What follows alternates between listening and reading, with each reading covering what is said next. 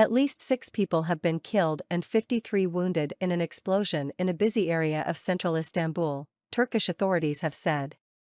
The blast happened at about 16:20 local time, 13:20 Greenwich Mean Time, on a shopping street in the Taksim Square area, the Turkish city's governor Ali Yerlikaya said.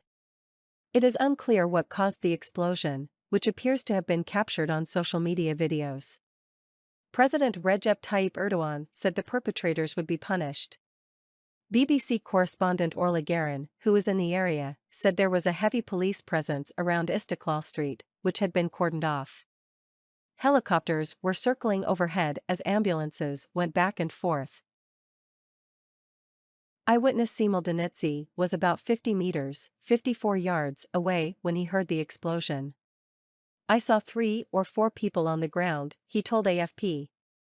People were running in panic. There was black smoke.